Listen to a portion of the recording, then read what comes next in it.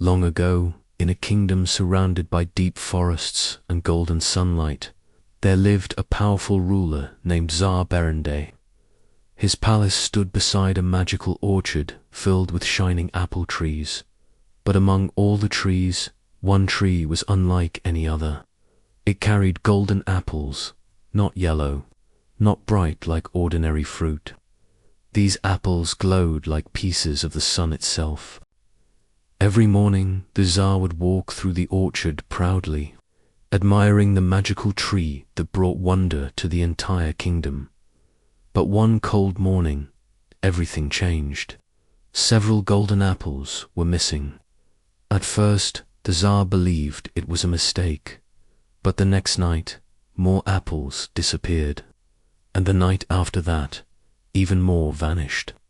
Someone was stealing from the royal orchard. The Tsar became furious. Guards were sent to protect the tree. Soldiers watched through the night with swords in hand and torches burning beside them. But every morning, the apples were still gone. No thief was seen, no footprints remained, only silence and missing golden fruit. The mystery haunted the Tsar so deeply that he stopped eating. His heart grew heavy with anger and confusion. Seeing their father suffer, his 3 sons stepped forward. The eldest prince said, "Father, tonight I will guard the orchard myself." That night, he walked round the trees proudly with his bow and sword. But the cool wind and quiet darkness made his eyes heavy. Soon he fell asleep. Morning came. "Well," asked the Tsar, "did you catch the thief?" The prince lowered his head. "No, father, I saw nothing."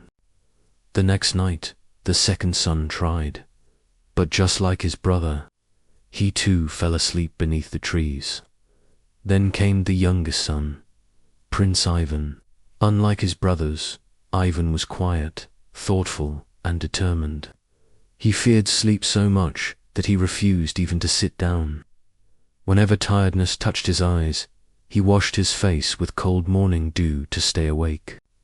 Midnight arrived. The orchard stood silent beneath the stars, and suddenly a strange light appeared in the darkness. At first it was small, like a candle flame, but it grew brighter, brighter, until the entire orchard glowed like sunrise. Then Ivan saw it, a magnificent firebird. Its feathers burned with golden red light. Its wings shimmered like living flames. Every movement painted fire across the trees. The magical creature landed softly on the golden apple tree and began pecking at the apples. Ivan's heart pounded. Slowly, carefully, he crept closer. Then he grabbed the bird's tail. The firebird exploded into the sky with a burst of blazing light.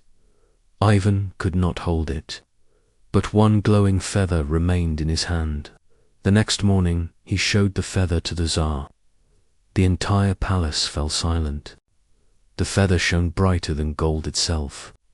"The thief," whispered Ivan, "was the firebird." The Tsar stared at the feather with wonder burning in his eyes. From that moment, he became obsessed with the magical creature. And one day, he summoned his sons. "My children," he said, "ride across the world. Find the firebird and bring it to me."